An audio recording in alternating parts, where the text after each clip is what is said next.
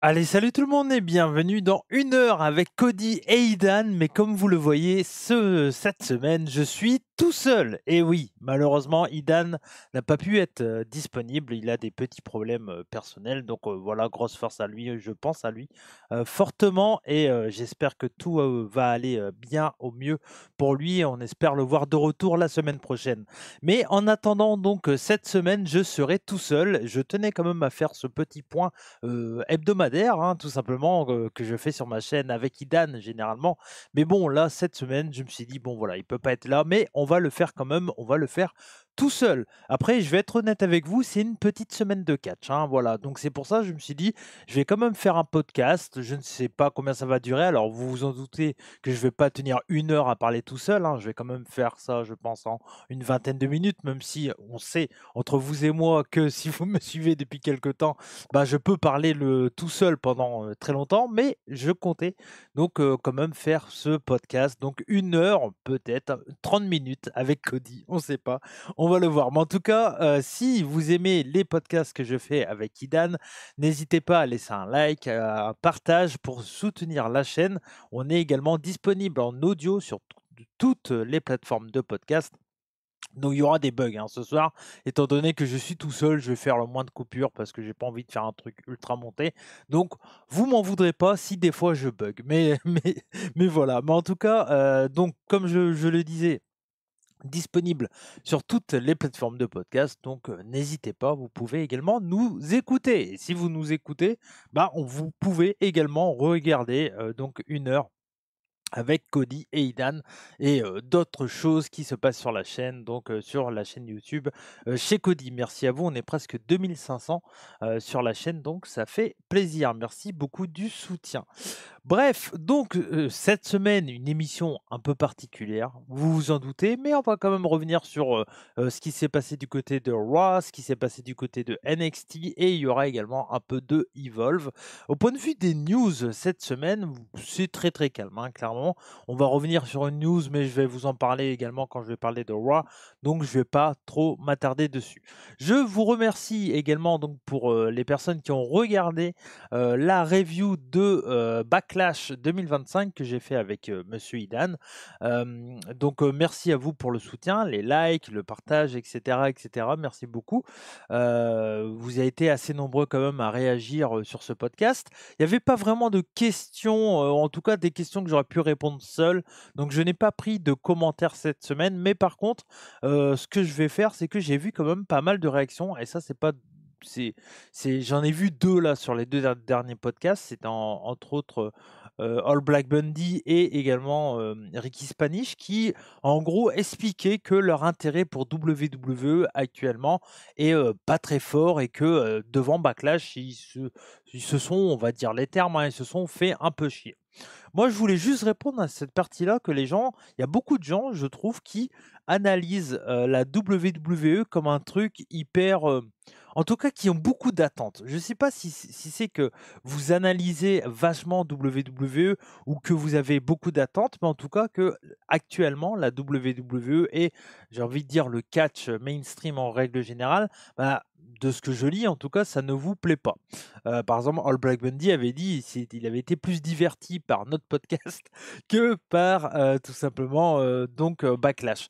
Ce que je peux comprendre, parce qu'encore une fois, Backlash, c'était un show qui était un show B, hein, voilà, c'était pas un grand show, c'était pas prévu pour être ça non plus, hein, c'est clair que si vous avez comme attente d'avoir un show, voilà, avec plein de rebondissements, etc., avec des changements de titre et tout, on le sait tous que, bah, au point de vue de la WWE, hein, depuis que Triple H a pris le booking, et ben, on est clairement sur quelque chose qui est ben, voilà, sur les show B, hein, comme l'avait dit Dan, on fait le moindre effort, on fait évoluer les storylines petit à petit.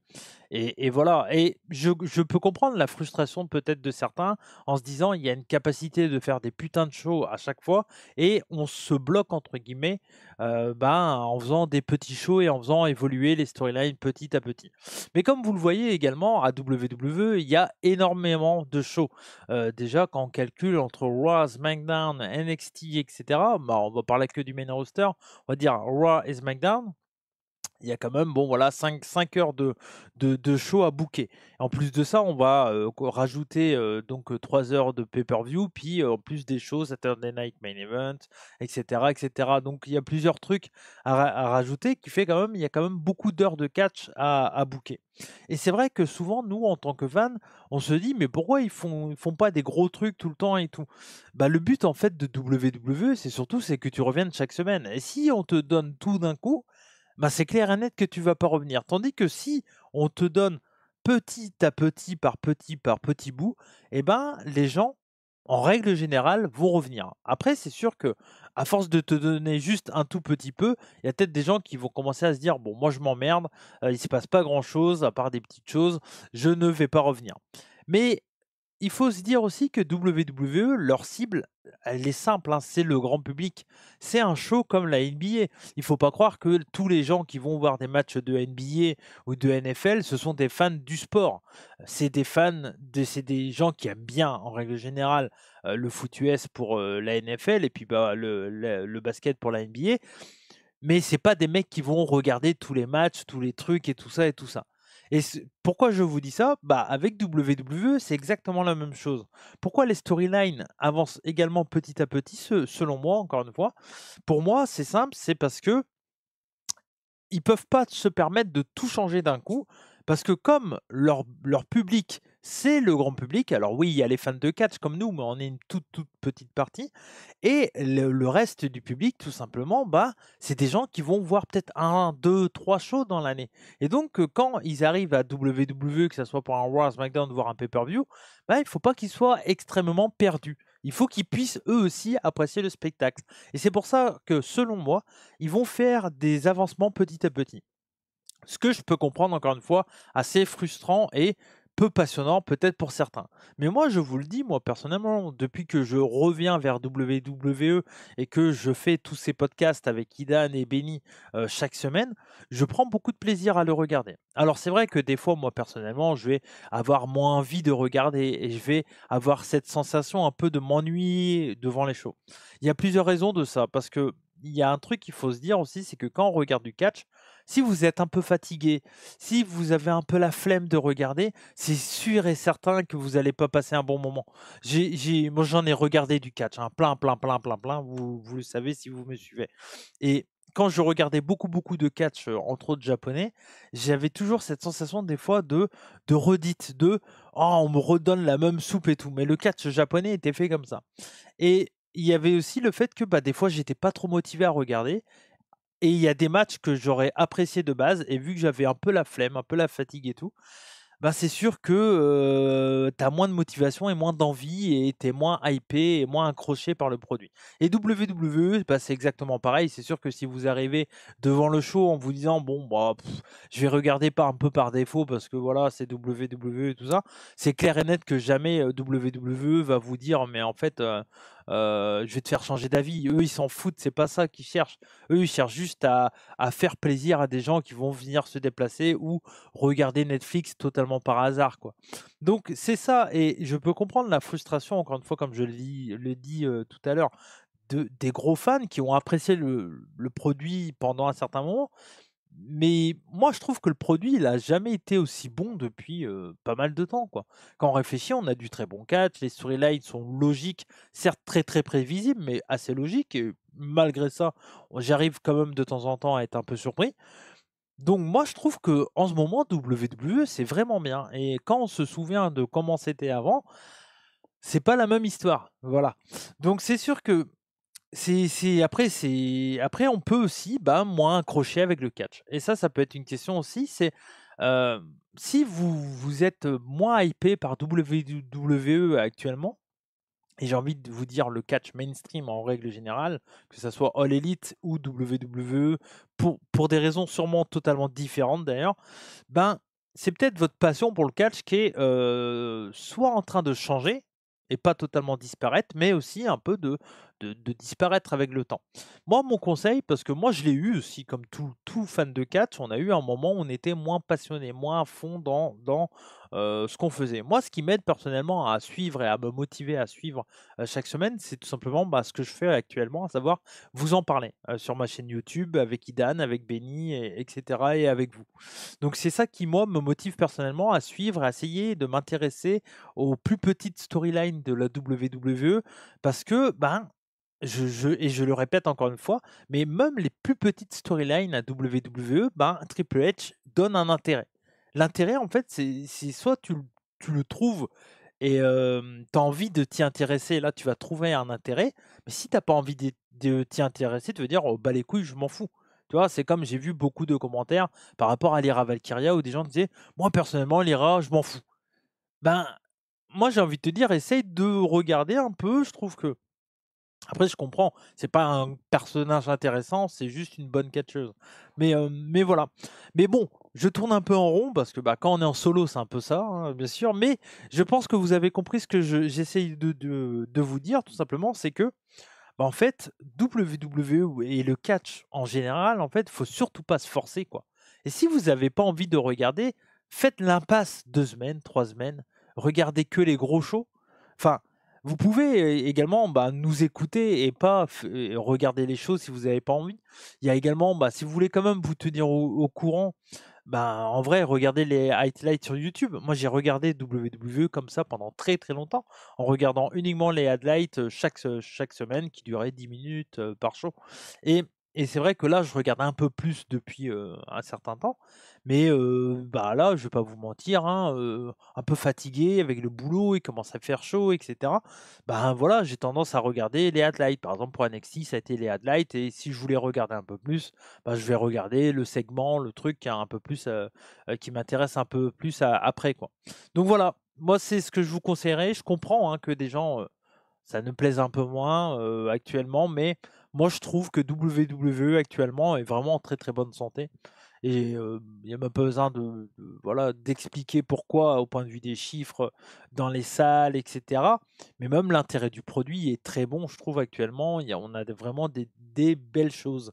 C'est pas extraordinaire, mais en vrai, je pense que souvent les souvenirs qu'on a extraordinaires, c'est souvent des souvenirs où on était plus jeune et automatiquement, quand tu es plus jeune, tu y crois un peu plus et tu es un peu plus hypé par des trucs plus simples. Donc voilà. Mais moi, en tant qu'analysateur ou en tout cas analyste plutôt, de catch, en tout cas quelqu'un qui analyse le catch sur ma chaîne depuis très longtemps, je trouve que le produit, il est vraiment, vraiment bien actuellement et voilà, il y a des petites évolutions, mais je trouve ça quand même très, très solide. Mais bon, après vous avez le droit de pas aimer et ça en soi c'est pas un tort, mais moi mon conseil c'est mettez-vous un peu en retrait du catch WWE. Si vous êtes un vrai fan de catch, on va dire, mort de faim de catch et tout, regardez autre chose. On a tellement plein de catch différents.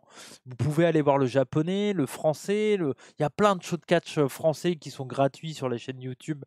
Enfin, vous pouvez aller voir, voilà, après encore une fois, faut pas s'attendre à un show à l'américaine, faut s'attendre à un show français et cetera. Mais on a du talent chez nous, il y a du talent partout dans le monde. Moi, je sais que si demain WWE, m'intéresse moins, là, en ce moment, il y a le Best of Super Junior. Paf, je vois des images, je ne regarde pas les matchs parce que je n'ai pas l'envie de regarder les matchs. Mais je sais que si jamais, WWE, ça va me saouler, voilà, j'ai envie toujours de découvrir des trucs. J'ai vu qu'en Corée du Sud, ils ont rempli un show à 3000 personnes. Ça m'intéresse, j'ai envie de voir. Donc je me dis: tiens, si un jour j'ai pas envie de regarder WWE, je vais aller voir le show, devant 3000 personnes en Corée du Sud». Enfin voilà, il y a plein le catch est rempli de surprises, et puis même le circuit américain indépendant est est vraiment très, très costaud également, actuellement. Vous prenez un abonnement Fit Plus ou IWTV, vous faites plaisir pendant un mois, ça va vous coûter, 6 balles pour Fit Plus, je crois 8 balles, 7 balles pour Fit Plus. Enfin, c'est Thriller Plus, sur Thriller TV, où vous avez entre autres la Game Changer Wrestling, je crois la House of Glory et cetera, la Bangers Zone Wrestling également. Hem Vous allez vous éclater pour moins de 10 € et pareil pour IWTV, vous avez, gavé de shows indépendants américains et vous allez vous faire plaisir également. Donc voilà, en fait, le catch est tellement rempli de plein, plein de choses que si on est vraiment passionné et que notre passion est toujours à fond envers le catch américain, je vois pas comment on s'ennuie, enfin vers le catch tout court, je veux dire. Je vois pas comment on s'ennuie devant le catch. Après, il y a aussi peut-être un jour ou l'autre où votre passion pour le catch, l'idée de regarder une histoire où il y a du catch qui raconte les histoires, etc., bah, peut aussi diminuer tout simplement et ce n'est pas grave et le mieux c'est de faire une petite coupure, ça fait du bien. Vraiment ça fait du bien. Moi j'ai personnellement la chance d'avoir plusieurs trucs qui me passionnent dans ma vie.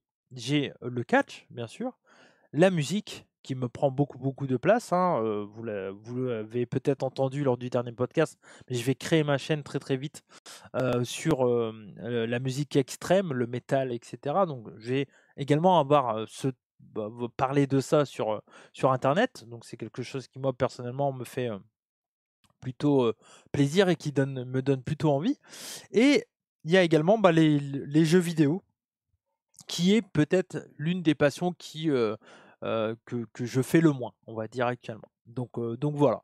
Bon, c'était une aparté. Il n'y avait pas de commentaires, mais je pense que j'ai répondu à plusieurs trucs, plusieurs commentaires des commentaires que je vois là ces derniers temps sous mes vidéos, sous mes podcasts. Des gens qui disent j'ai pas été hypé par le show, pas trouvé ça. Enfin, voilà, encore une fois, pour terminer, il y a tellement, tellement de possibilités de kiffer le catch que, en vrai, si on est attiré vers le catch, j'ai du mal à voir comment on peut s'emmerder devant du catch. WWE ne peut pas être pour vous. Vous êtes peut-être plus AEW. Peut-être que AEW, vous ne trouvez pas ça bien non plus. Vous allez peut-être trouver votre plaisir devant du catch européen, la Progress, la Rev Pro, etc. Enfin, voilà. Vous avez de quoi faire. Alors pour les news de la semaine, j'ai regardé un peu ce qui s'était passé, hormis des résultats du Best of Super Junior ou ce genre de choses, ou des rumeurs qui concernent Evolution 2, que je n'ai pas voulu aller voir, mais voilà, il y a des gros pourparlers pour Evolution 2. Bah, il n'y avait pas vraiment de grosses news. Le décès de Sabu, on en a parlé avec Idan lors de notre review de WWE Backlash. Mais la grosse news, en fait, c'est un peu un lien avec ce que je vais vous parler très rapidement. Et ça va concerner donc le Raw, Monday Night Raw, donc qui était je crois à Cincinnati dans mes souvenirs. Donc on passe au moment de la semaine, mais la news ça va arriver, vous inquiétez pas. C'est un peu le bordel, il n'y a pas Idan, je perds tous mes repères, c'est normal, hein, vous inquiétez pas. Donc on va passer les gros points de Raw et je vais m'attarder sur certains trucs, mais vous saurez quand même si vous n'avez pas vu le Monday Night Raw de cette semaine, donc du 12 mai 2025, vous allez savoir qu'est-ce qui s'est passé. Donc ce Raw a commencé entre autres avec une promo de CM Punk où en gros il va expliquer qu'il est énervé de lui-même car il a fait confiance à Iman et Iman est un serpent et il a tourné le dos envers CM Punk et donc CM Punk s'en veut lui d'avoir fait confiance à Paul Heyman. Et là on a donc une intervention de Rollins avec Breaker et Paul Heyman, donc l'équipe on sait toujours pas d'ailleurs s'il y a un nom spécial pour le moment de l'équipe de Seth Rollins et donc en gros, Seth Rollins, voilà, ils vont discuter. J'ai plus la promo en tête comme ça, mais c'est assez classique, hein. En gros, c'est un peu le début, c'est que Seth Rollins, il va dire, voilà, que il essaye, il est jaloux, enfin voilà, enfin que CM Punk est jaloux de Rollins, que qu'il a utilisé Paul Heyman et que Paul Heyman s'est rangé avec la bonne personne. Enfin, c'est ce genre de truc. Vous avez compris l'idée. Juste un petit point qui m'a fait rire. Il y a eu un petit Cry Me a River de Seth Rollins envers CM Punk, qui était plutôt drôle. Également, donc juste après, on a donc un moment après la discussion entre Seth Rollins et CM Punk, on a une bagarre qui va commencer parce que tout simplement Seth Rollins il va envoyer Braun Breaker à chasser CM Punk et donc Braun Breaker va attaquer CM Punk. Derrière, il y a Seth Rollins qui va intervenir aussi, donc ils sont en 2 contre 1 et on a donc Sami Zayn qui va arriver et qui va aider CM Punk. Voilà, donc c'est toute la continuité du match qu'il y a eu la semaine dernière entre Jey Uso et également et Seth Rollins, hein, où CM Punk était intervenu, avait fait son retour après WrestleMania. Et là, Zayn était également intervenu dans ce match-là. Il était intervenu dans un premier temps dans le match, puis après on a vu CM Punk. Et là, ça sera un peu l'inverse parce que donc CM Punk était agressé, Sami Zayn qui arrive pour aider et malgré ça, Seth Rollins et Braun Breaker arrivent à avoir l'avantage et derrière c'est Jey Uso qui va également intervenir et aider donc Zayn, CM Punk. Donc on a une sorte d'équipe de 3 contre l'équipe de Seth Rollins et de Braun Breaker. Donc voilà. Et c'était plutôt intéressant. Je viens de penser à ça également. On a appris que CM Punk, au final, ne devrait pas être en Arabie Saoudite à Night of Champions. En tout cas, il a été supprimé de la pub. Voilà. On en avait parlé avec Idan. On trouvait ça un peu marrant. On sait les idées de CM Punk par rapport à l'Arabie Saoudite. Et au final, il devrait ne pas y être. Enfin, voilà. Et on a appris, donc c'est là la news qui arrive, donc on a appris qu'il y a un nouveau match pour Saturday Night Main Event qui aura lieu vendredi de la semaine prochaine, non, samedi de la semaine prochaine, pardon, Saturday, tout simplement. Samedi de la semaine prochaine, donc on sera si je dis pas de bêtises, le 24, c'est ça, le 24. Je crois que c'est ça, ouais, c'est ça. Le 24, on a donc Saturday Night Main Event à Tampa et le 25, on a NXT Battleground à Tampa. Je vous en reparlerai après. Et donc, on a appris, donc après toute cette promo et tout ça, que Zayn et CM Punk vont faire équipe contre Rollins et Braun Breaker lors de Saturday Night Main Event. Je vous en reparlerai la semaine prochaine avec Idan ou pas. J'espère qu'il sera là, bien entendu. Juste pour info également, donc un peu plus tard dans le show, on a Seth Rollins qui dit quelque chose à l'oreille de Braun Breaker du style je te demande une chose, Braun, c'est ça, et on ne sait pas ce que c'est. Et un peu plus tard dans le show, donc Jey Uso va avoir une promo, je vais vous en reparler dans quelques minutes, et Jey Uso va se faire attaquer par Braun Breaker. Donc ça, c'est une piste également. Voilà, on sent qu'il va se passer des choses entre l'équipe de Seth Rollins et également le champion Jey Uso. C'est peut-être un message de Seth Rollins. Donc voilà, c'était assez intéressant tout ça. Je reviens un peu sur le conducteur de base du show, on va dire, sur ce qui s'est passé dans l'ordre du show. Là, je vous ai fait un peu un package sur toute l'histoire principale de Raw actuellement, à savoir l'équipe de Seth Rollins contre CM Punk. C'est clairement ça l'histoire principale pour le moment. Et donc, il y avait Penta qui a battu Chad Gable dans un vrai bon match. C'était un match plutôt cool d'ailleurs, entre Penta et Chad Gable. C'est marrant de voir Chad Gable du coup dans le ring. On sait lui sa place a été prise à cause de j'ai oublié son nom. El Grande Americano, voilà, j'y reviens. Et donc c'est vrai qu'on le voit très peu en ce moment, Chad Gable. Il y a un moment, il a dit Lucha Libre sucks et il n'était pas content. Lui qui est un grand fan de El Grande Americano d'ailleurs. Il n'aime pas la Lucha Libre, mais il aime bien la Lucha Libre de El Grande Americano. Bref, ça va pas être assez pour battre Penta. On aura donc une victoire de Penta assez logique. Derrière, on avait un match pour être challenger numéro 1 pour les titres par équipe des New Day.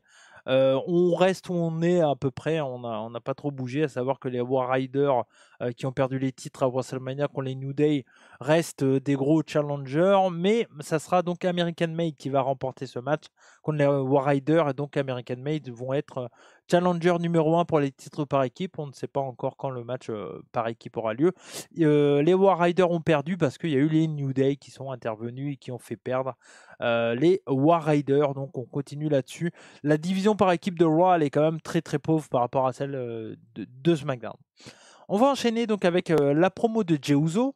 Et Jey Uso commence à dire ces trucs habituels, bien sûr, Yeet, machin, je suis votre champion, etc. Bref, Babyface Jey Uso, encore une fois 7 minutes d'entrée, où le public est totalement à fond dedans, donc c'est pour ça qu'on peut comprendre qu'on n'aime pas Jey Uso, mais quand on voit la réaction du public, voilà. Après, peut-être que le produit Jey Uso n'est pas pour vous, si vous n'êtes pas dedans. Mais moi, je trouve que c'est très très bien fait et le public le rend très très bien. Donc voilà. On a Gunther qui arrive pour parler à Jey Uso. C'est un peu surprenant quand même de revoir Gunther avec aucun rapport par rapport à ce qui s'est passé à Backlash d'ailleurs, hein. On est dans le Raw d'après Backlash et hormis Michael Cole et Pat McAfee qui en parlent un peu, hein, ils en ont parlé. Mais Gunther, il a pas trop parlé de ça. Il a montré que fallait pas trop déconner avec lui, et c'est ce qu'il dit un peu dans sa promo, c'est que il a montré l'exemple et que maintenant lui, bon bah voilà, son but c'est tout simplement de reprendre ce titre qu'il a perdu à WrestleMania contre Jey Uso. Et il va annoncer donc qu'il va affronter le gagnant de Jey Uso contre Jake Paul, Logan Paul, pardon, pas Jake Paul. Logan Paul, c'est pas. Donc Jey Uso contre Logan Paul qui aura lieu à Saturday Night Main Event, donc le 24, comme je vous l'ai dit tout à l'heure. Et donc le gagnant va affronter Gunther. Voilà, c'est officiel, c'est fait. Et donc voilà, ça sera sa demande de rematch à Gunther en tout cas. Donc voilà. Donc ça, c'était pour la partie Jey Uso, sachant que Logan Paul n'était pas là. C'est un peu le problème, hein, avec Logan Paul, c'est un part-timer, hein. Faut pas l'oublier malgré tout son talent. On a eu également un match Bullet Club entre AJ Styles et Finn Balor, où AJ Styles va battre Finn Balor grâce à l'intervention de Penta. Après avoir battu Chad Gable, Penta va intervenir et va distraire les Judgment Day, et donc qui va causer la défaite de Finn Balor. Et on a eu un moment assez sympa avec Dominique où, comme l'avait dit Idan, hein, l'oracle bien sûr, Finn Balor, il a tout simplement, donc quand il est intervenu dans le match à Backlash, il a hésité un peu avec la chaise, et Idan avait dit ça pourrait être une idée de storyline où en gros il a hésité, machin, et Dominique dit à Finn Balor, mais je t'ai trouvé un peu hésitant lors de mon match à Backlash quand tu es intervenu. Voilà, je m'attendais à un peu plus de sérénité, hein, Finn. Voilà. Et Finn, il a dit à Dominique, non, non, je suis avec toi, ne t'inquiète pas.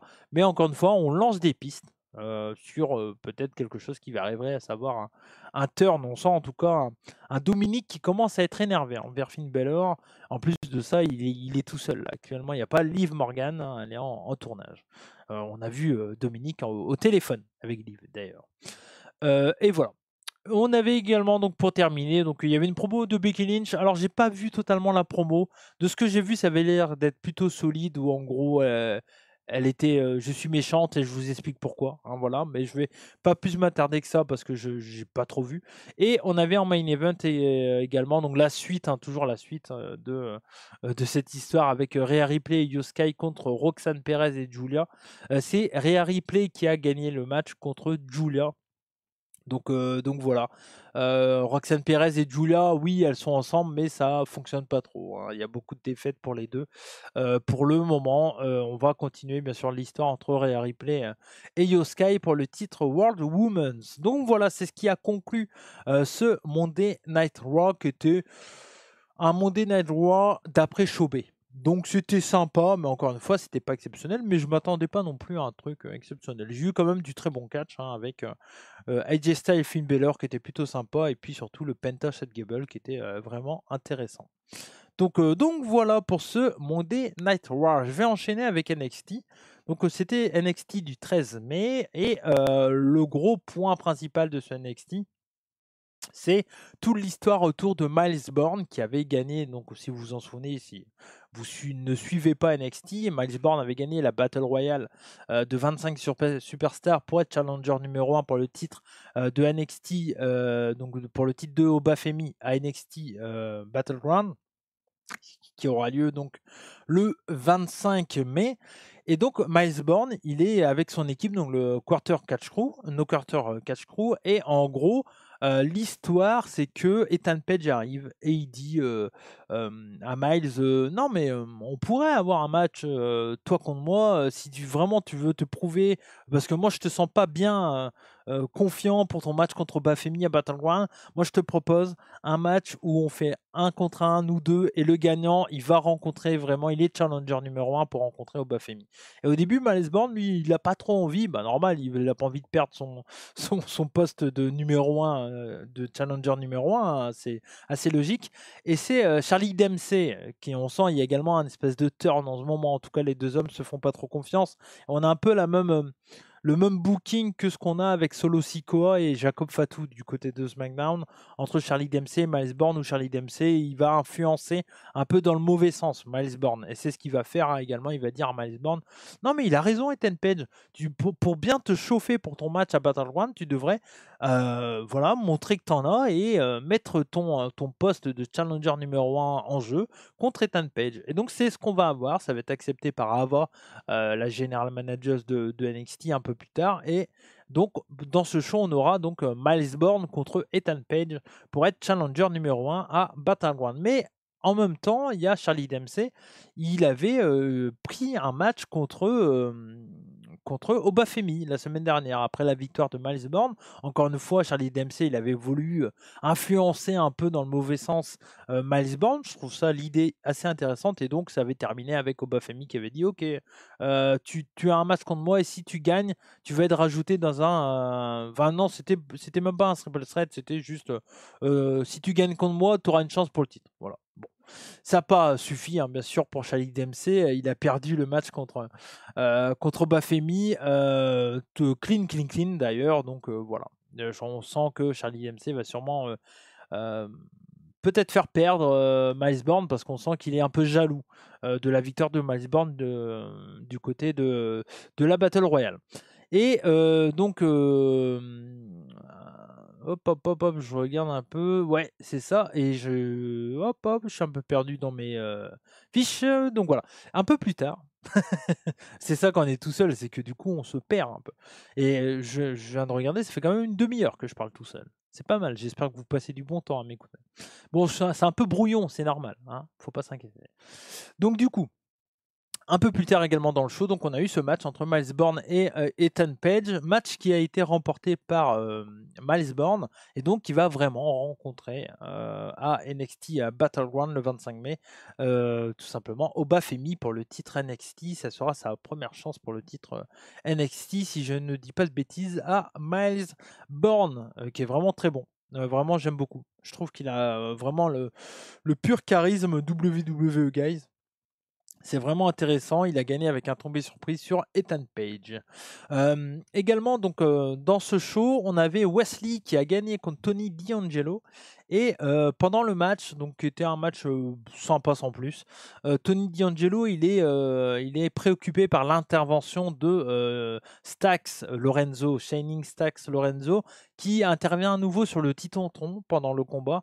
Et en gros, il est devant une maison, il dit: ah, tu reconnais la maison, je vais faire du mal à Adriana Rizzo, qui est la nana qui est dans la Famiglia. Et donc, Tony D'Angelo, il est un peu préoccupé, il se pose des questions, il se retourne, il se prend un coup de Wesley et perd le combat.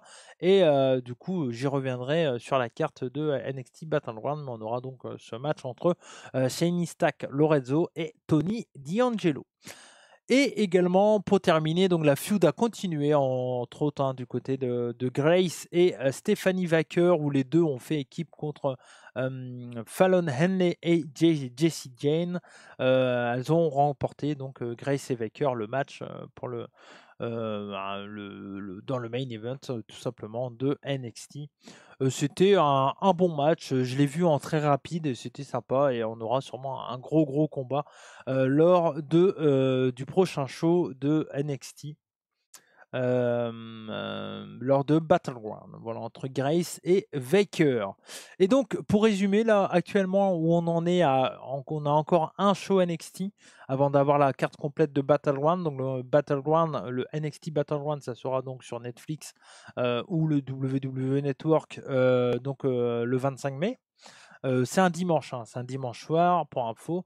Et donc la carte, les 4 matchs pour le moment confirmés. Donc on a bien Tony D'Angelo contre Shane Stack Lorenzo dans un match single. Donc voilà, la continuité de ce qui s'était passé lors de Stand and Deliver.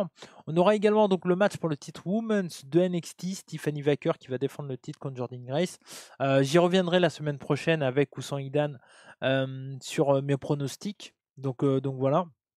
On a également donc bien sûr le titre TNA de Joe Hendry qui va être défendu contre Trick Williams. Donc ça, je trouve ça intéressant. C'est la première fois que le titre TNA va être défendu du côté de NXT, le titre principal de TNA, hein, parce que les titres par équipe ont déjà été défendus. Et je crois le titre, peut-être un autre titre, peut-être également. Le titre Knockout, je crois également, a déjà été défendu du côté de NXT. Si je dis pas de bêtises, mais en tout cas, je crois que c'est la première fois que le titre TNA principal va être défendu dans un show NXT. Donc Joe Hendry contre Trick Williams. Et donc le match pour le titre NXT des hommes, Obafemi qui va faire face à Miles Bourne. Voilà, j'aurai le temps de vous en reparler un peu plus tard. Et je vais terminer donc cette émission, et oui, avec les 2 minutes d'Evolve. Et oui, les 2 minutes d'Evolve, bah oui, il n'y a pas de défi de Cody, hein, parce qu'il n'y a personne pour répondre à mes questions.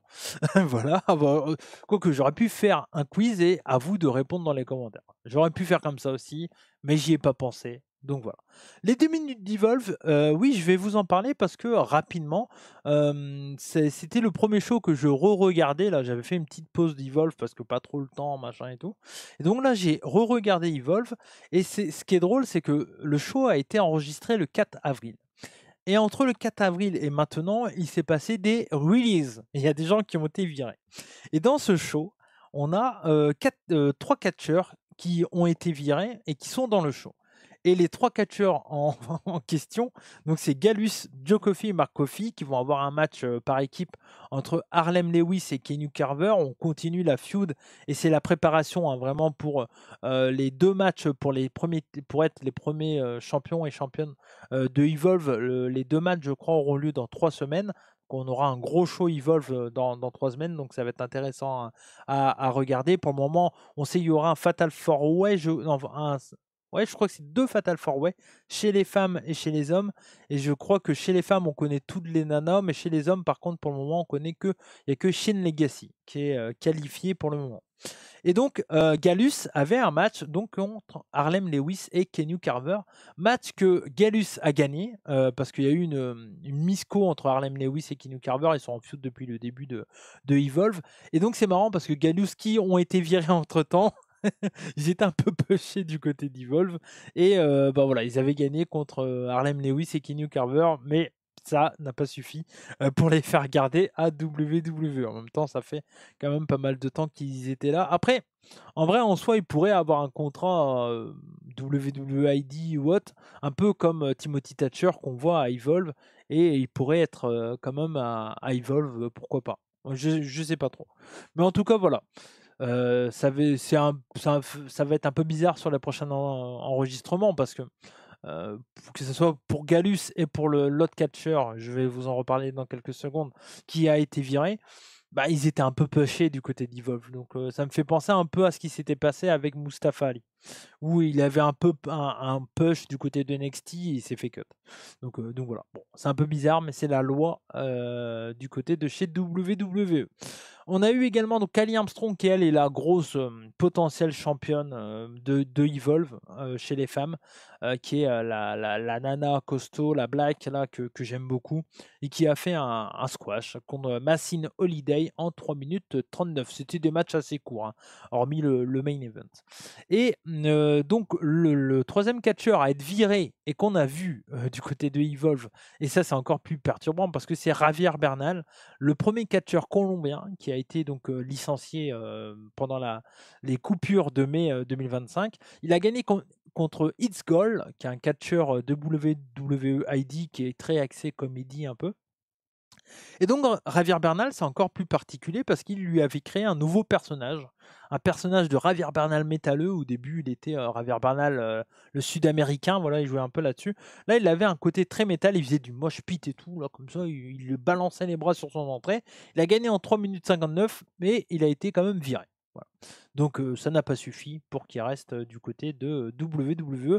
Mais bon, il partira avec une victoire. Ça, c'est bon pour Javier Bernal. C'est dommage, parce que c'est un catcheur plutôt sympa. En vrai, je pense que il pourra faire sa petite place s'il a les papiers américains, faire sa petite place sur le circuit indépendant américain. J'espère qu'il a les papiers américains pour rester aux États-Unis pour continuer sa carrière. Et dans le main event, on avait donc Lexis King ou Lexis Jericho. Hein, clairement, c'est vraiment Chris Jericho. Hein. Moi, quand je vois Lexis King, je vois que Chris Jericho, qui faisait face à Shane Legacy et il était accompagné de Timothy Thatcher. Il y a eu un espèce de deal entre les deux et Timothy Thatcher a fini par accepter le fait d'accompagner Shane Legacy sur le ring. Donc, comme je l'ai dit un peu plus tard, hein, un peu plus tôt, pardon, Shane Legacy est pour le moment le seul qualifié pour le Fatal 4-Way pour être champion de Evolve. Donc Lexis King qui va remporter le match, Shane Legacy qui va le perdre parce qu'on a l'intervention, je crois que c'est du Varsity Club ou je sais plus comment ça s'appelle ce nom de clan. Donc c'est Swap Right et The Mock, je sais plus là, enfin tout le clan de Swap Right qui arrivent et qui vont attaquer Shane Legacy pendant le combat. Et enfin, ils vont attaquer Timothy Thatcher. Shane Legacy va faire une prise sur tout le monde à l'extérieur du ring. Il va remonter dans le ring, mais Alexis King va en profiter intelligemment pour faire ses prises et remporter le combat. Donc voilà, donc victoire de Lexis King. Moi j'aime ça parce que c'est un mec de NXT et on montre qu'il est meilleur que les mecs d'Evolve. Bon, il va gagner grâce à l'intervention, mais il gagne en soi assez clean et assez intelligemment.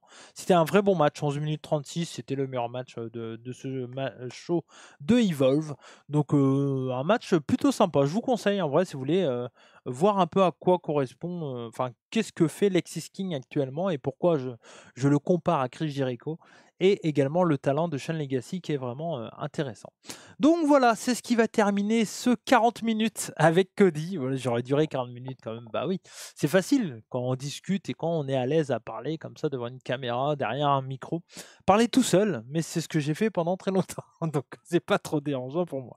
En tout cas, j'espère que vous avez passé un bon 40 minutes avec moi et j'espère retrouver Idan la semaine prochaine. On pense à lui.